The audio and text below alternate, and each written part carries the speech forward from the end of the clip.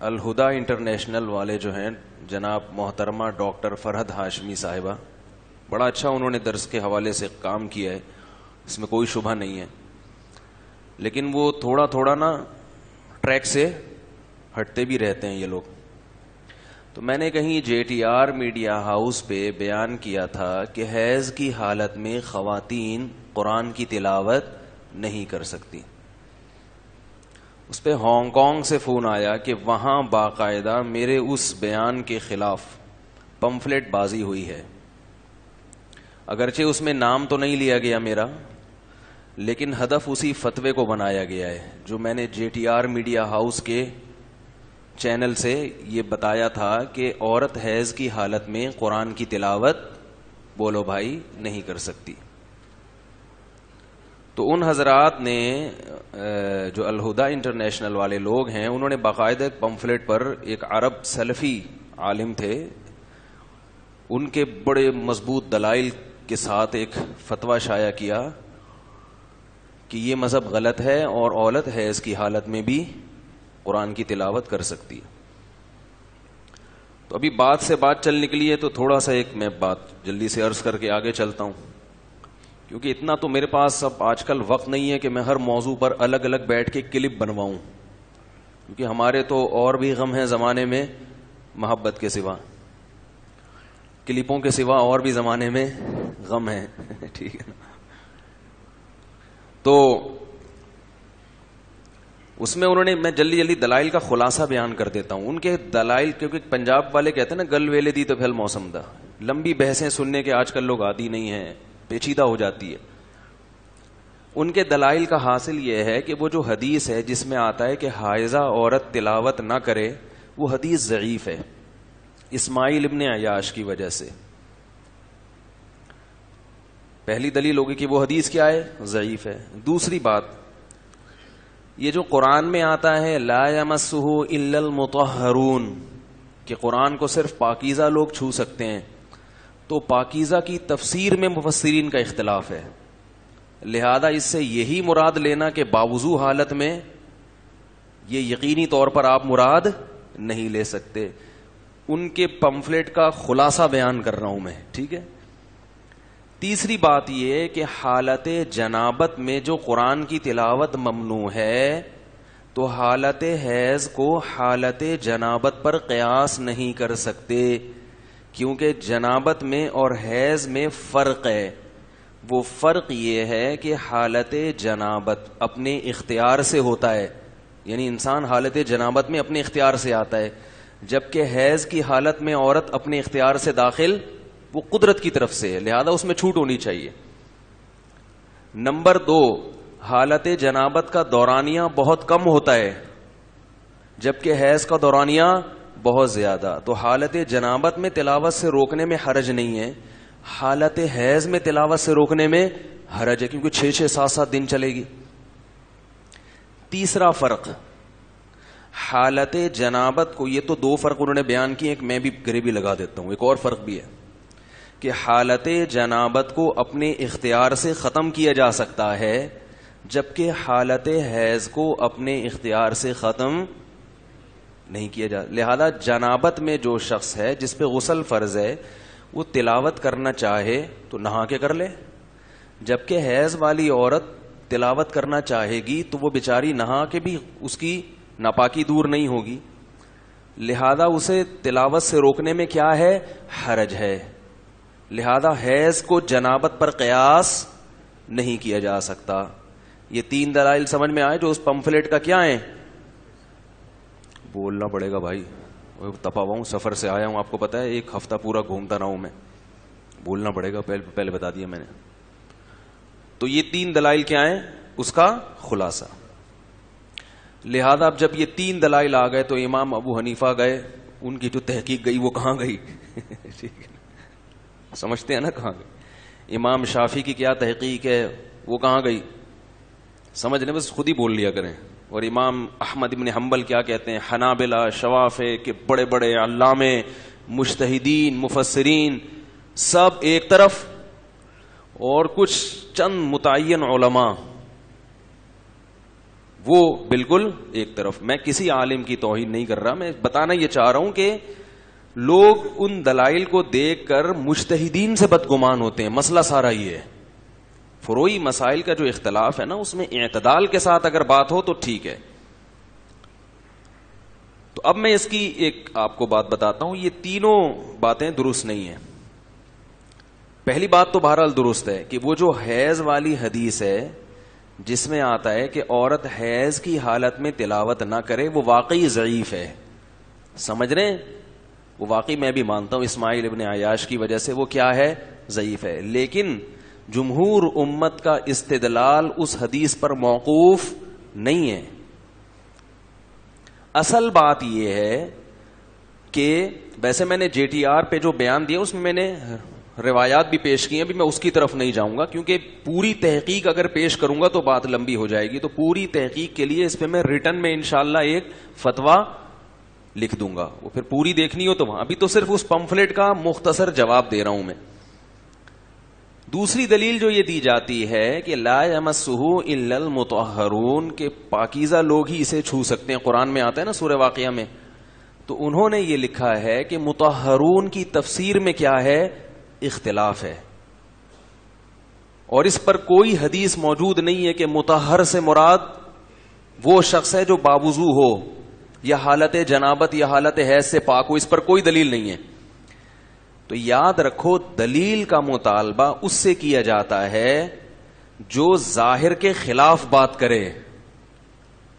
ہونا یہ چاہیے کہ قرآن میں آ گیا کہ پاکیزہ حالت میں اسے چھو سکتے ہو, پاکیزہ اس کو چھو سکتے ہیں. تو طہارت کا جو لفظ ہے نا طہارت, یہ اس کا یہ ہے مجمل. اس میں اللہ نے ڈیفائن نہیں کیا کہ طہارت سے کیا مراد ہے. اور عربی زبان کا یعنی مطلق ہے, اس میں کوئی قید نہیں لگی ہوئی. اور عربی کا قاعدہ ہے کہ مطلق سے مراد فرد کامل ہوتا ہے, فرد ناقص. گاڑی زبان ہے تو مثال سے سمجھاؤں گا تو سمجھ میں آ جائے گا. ٹھیک ہے. مثلا میں نے آپ سے, بھائی بور ہو رہے ہو تو معذرت یار, پھر چلتے ہیں, آ رہے ہیں ابھی آگے. ابھی بات چل پڑی تو نمٹانا ہے نا اس کو. میں نے آپ سے کہا کہ جاؤ چائے لے کر آؤ. کیا کہا میں نے؟ اس میں نے قید نہیں لگائی کہ میٹھی ہو یا گرم ہو, کوئی قید نہیں ہے. آپ ٹھنڈی چائے لے آئے, میں کہوں گا یار میں نے چائے کا بولا تھا, آپ ٹھنڈی لے آئے, تو آپ کہہ سکتے ہیں کہ آپ نے گرم کی قید نہیں لگائی تھی. میں کہوں گا جب چائے کا لفظ بولا جائے گا تو چائے کے مختلف افراد ہیں, ٹھنڈی, گرم, گرما گرم, کڑک پتی, ہلکی پتی. تو جب مطلق بولا جائے گا تو فرد کامل, اکمل نہیں. اکمل کا مطلب بہت ہی خاندانی, وہ تو پھر اور اوپر. اکمل نہیں, کم از کم کامل تو ہو, ناقص نہ ہو. ٹھنڈی چائے, کامل چائے, یعنی چائے سے جو متبادر ہوتا ہے نا, تو ٹھنڈی چائے متبادر نہیں ہوتی, پھیکی چائے متبادر نہیں ہوتی, نارمل چائے. تو نارمل کنڈیشن میں ہم چائے اسی کو کہیں گے جو میٹھی بھی ہو اور گرم بھی ہو. اگر آپ کو پھیکی چاہیے تو آپ کو پھیکی کی قید خود لگانی پڑے گی, میٹھی کے لیے قید لگانے کی ضرورت نہیں ہے. قرآن کہہ رہا ہے مطہر, مطہر, طاہر نہیں, طاہر نہیں, مطہر. وہ لوگ جو باقاعدہ پاک کر دیے گئے ہوں وہ لوگ اس کو چھو سکتے ہیں. اس سے فوراً ذہن جائے گا کہ حدث اصغر سے بھی پاک ہو اور حدث اکبر سے بھی پاک ہو. نہیں یاری بات میرا خیال, یہ قرآن کی آیت خود ایک دلیل ہے. کیونکہ ناپاکی کی دو قسمیں ہیں, حدث اصغر اور حدث اکبر.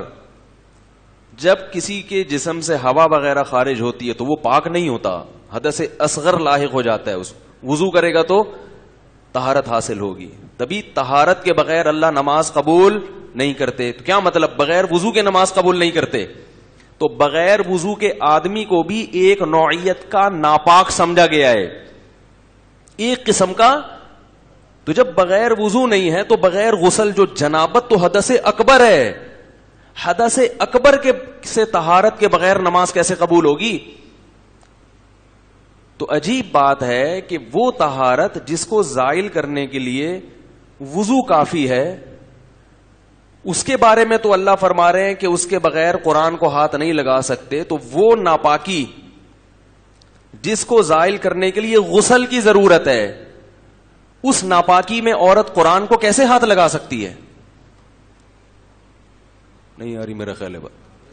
اب جو یہ کہتے ہیں کہ حدیث میں کہیں بھی نہیں ہے کہ حیض میں عورت قرآن کو ہاتھ نہیں لگا سکتی، ہم کہیں گے آپ کا مطالبہ غلط ہے.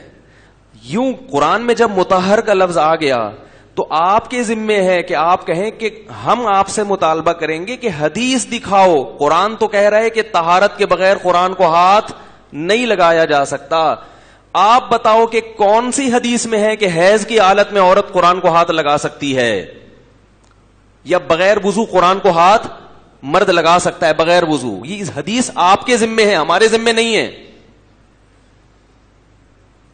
سائڈوں سے گزر گئے. عجیب مسئلہ اس زمانے کا یہ ہے کہ لوگوں کو یہ نہیں پتا کہ حدیث کا مطالبہ کس سے کیا جائے گا.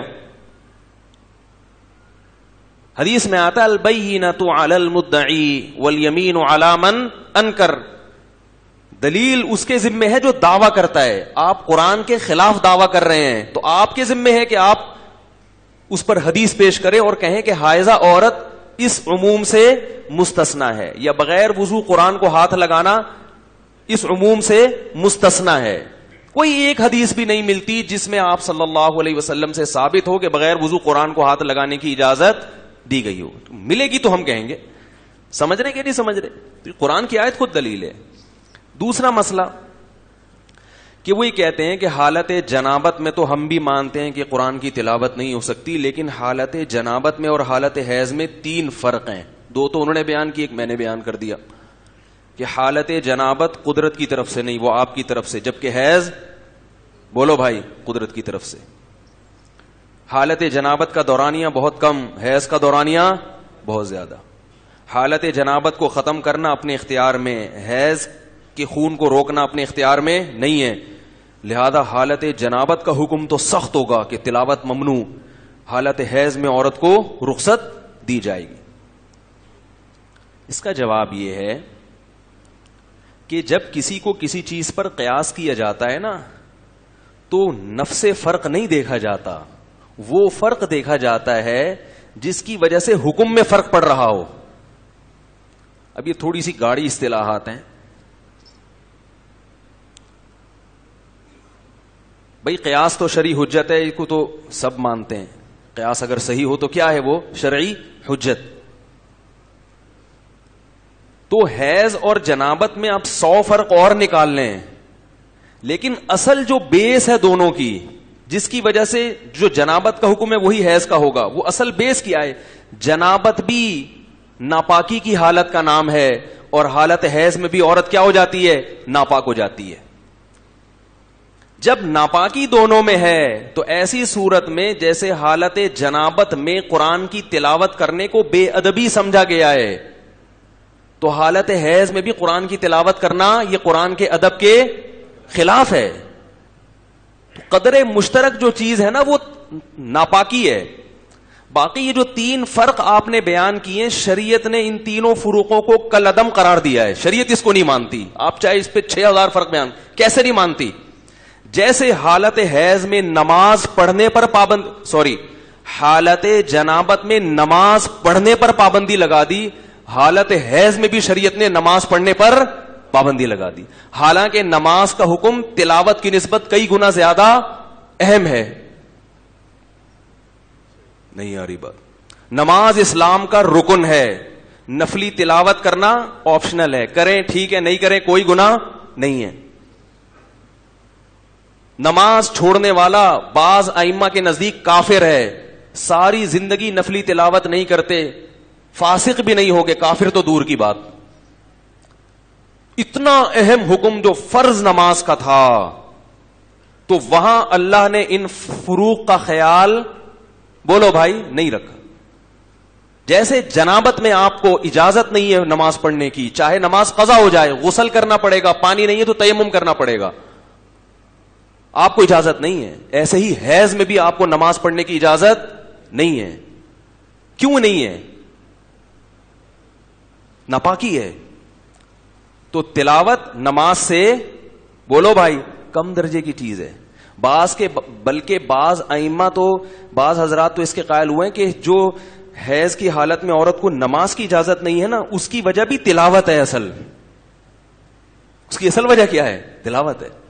لیکن مجھے اس پر کوئی دلیل نہیں ملی, مگر یہ بات قرین قیاس بہرحال ہے. بعض اس فتوے میں یہ بھی لکھا ہے کہ حیض کی حالت میں عورت کو تلاوت سے روکنے میں حرج ہے, حفظ قرآن بھی نہیں ہو سکے گا, اور اتنا عرصہ تک تلاوت کا کیا کرے گی؟ ناغہ کرے گی. اس کا ایک جواب تو میں نے دے دیا, نماز سے روکنے میں حرج زیادہ تھا, مگر شریعت نے ناپاکی کو زیادہ نمایاں کیا ہے کہ بھئی ناپاکی ہے نماز معاف کر دو, نہیں پڑھ سکتے. صرف جائز ہی نہیں, ناجائز ہے نماز پڑھنا. رہا یہ مسئلہ کہ تلاوت سے اتنا عرصہ روکنے میں حرج ہے, تو یہ حرج بھی آپ کا بنایا ہوا ہے. حرج اسے کہتے ہیں جس کو شریعت حرج کہتی ہے. اسلام میں ایک ہفتہ اگر عورت تلاوت نہ کرے تو اس میں کوئی حرج, بولو بھائی, جب نماز پڑھنے میں حرج نہیں ہے تو تلاوت نہ کرنے میں حرج کہاں سے ہو گیا؟ حرج کی وجہ سے آپ اگر گنجائش دو گے تو وہ حرج جس کو شریعت حرج مانتی ہے. اگر ایک ہفتہ عورت کا تلاوت نہ کرنے میں حرج ہوتا تو پھر ایک ہفتے تک تلاوت کا ناغہ کرنا ناجائز ہوتا, غلط ہوتا. نہیں آ رہی میرا خیال ہے بات. بعض لوگ یہ کہتے ہیں کہ جو حافظہ عورت ہے یا جو عورت قرآن حفظ کرنا چاہتی ہے اس کو 1-1.5 ہفتے تک تلاوت سے روکنے میں بھی حرج ہے, کیونکہ وہ حفظ نہیں کر سکے گی. کیسے سمجھائیں بھائی؟ پولیس تو نہیں بلوانی پڑے گی. بات آ رہی ہے سمجھ میں کہ بھئی 1 ہفتے تک جب آپ اس کو قرآن کی تلاوت سے روکیں گے تو کیا ہوگا؟ وہ حفظ کیسے کرے گی؟ تو حفظ کی ضرورت کی وجہ سے بھی اس کو اجازت دی جائے. اس کا بھی ایک جواب تو وہی ہے جو میں نے پہلے دیا, عورت کے لیے حافظہ بننا بذات خود کوئی ضروری, بولو بھائی, نہیں ہے. حفظ قرآن یہ فرض کفایہ ہے, اتنے لوگوں کا حافظ رہنا ضروری ہے جس سے قرآن کی حفاظت ہو.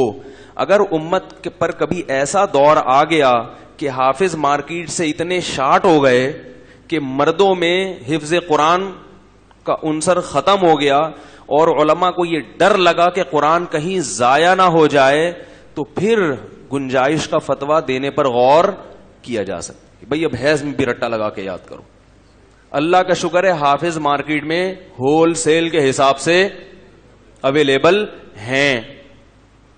ایک بات تو یہ ہو گئی. تو مردوں کے ذریعے یہ الحمدللہ بھرپور طریقے سے یہ سنت زندہ ہو رہی ہے, تو وہ بھی حفظ قرآن بھی کوئی لازمی چیز نہیں ہے. دوسری بات, عورت کے لیے قرآن حفظ اگر کوئی کرنا چاہتی ہی ہے تو پورا مہینہ کسی عورت کو حیض, بولو بھائی, نہیں آتی. 3 دن سے لے کر زیادہ سے زیادہ مدت 10 دنوں کی ہے, تو 20 دن آپ کے پاس بھرپور پڑے ہوئے ہیں قرآن مجید کو حفظ کرنے کے لیے, قرآن مجید کو دہرانے کے لیے. تو یہ جو حرج والا عنصر ہے نا کہ اس میں حرج ہے, یہ حرج بھی میں سمجھتا ہوں کہ آپ کا خود گڑا ہوا حرج ہے.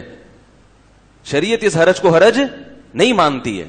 تو یہ تھوڑی کہ کوئی بھی چیز میں آپ کہتے ہیں اس میں حرج ہے اور ضروری ہے. ضروری کی کیا, اس کی کیا دلیل ہے کہ یہ ضروری ہے؟ اور آپ کے پاس 27 دن 26 دن اور پڑے ہوئے ہیں. عموماً خواتین کو 6 دن آتا ہے عام طور پر, تو 24 دن آپ کے پاس پڑے ہوئے ہیں قرآن حفظ کرنے کے لیے. رہا مسئلہ تفسیر قرآن کا, تو تفسیر پڑھنا جائز ہے, وہ ناپاکی میں بھی جائز ہے. تو تفسیر سے کون منع کرتا ہے آپ کو؟ آپ ڈاکٹر فرحت ہاشمی کے خواتین لیکچر سنیں, حالت حیض میں سن سکتی ہیں. ہم تو تلاوت کی بات کر رہے ہیں اور قرآن مجید کو ہاتھ لگانے کی بات کر رہے ہیں. یہ جائز نہیں ہے. سمجھ رہے کہ نہیں سمجھ رہے؟ اور اگر پھر بھی کوئی کہے کہ نہیں قرآن کو ہاتھ لگانا ہی پڑتا ہے, مجبوری ہے تفسیر سننے کے لیے, تو یہ مجبوری کسی کپڑے کا سہارا لے کے بھی ہو سکتی ہے. وہ چادر جو جسم سے الگ ہو, دستانے نہیں, وہ جسم کا حصہ بن جاتے ہیں, اس کو مس کرنا ہی کہتے ہیں عرف میں. کوئی بھی رومال لے کے آپ قرآن مجید کے صفوں کو پلٹ سکتے ہیں, آپ درس سن سکتے ہیں حالت حیض میں بھی اور ناپاکی کی حالت میں بھی. تو یہ ضرورت اس سے بھی پوری ہو سکتی ہے. اتنی ساری چیزوں کے ہوتے ہوئے پوری امت کو ایک طرف, اور آپ ایک ایسا قول لے آئے جو بالکل صدیوں تک کوئی بھی اس کا قائل نہیں رہا اس سے ایک نقصان کیا ہوتا ہے کہ امت کا اسلاف پر، علماء صلحاء پر اعتماد ختم ہوتا ہے. تو اس لیے یہ بات خوب اچھی طرح سمجھیں کہ راجح قول کے مطابق، صحیح قول کے مطابق عورت حالت حیض میں قرآن کی تلاوت نہیں کر سکتی. یہ بے ادبی ہے قرآن کی.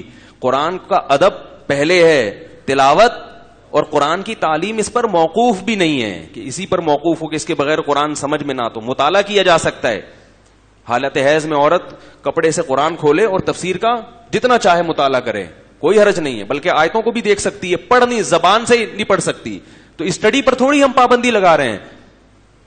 اس لیے یہ جو یاد رکھیں کہ یہ جو اب چھوڑیں، پھر بہت لمبی بات ہو جائے گی، کافی ہے میرا خیال ہے. پھر بھی اگر کسی کو سمجھ میں نہ آئے تو دوبارہ پوچھ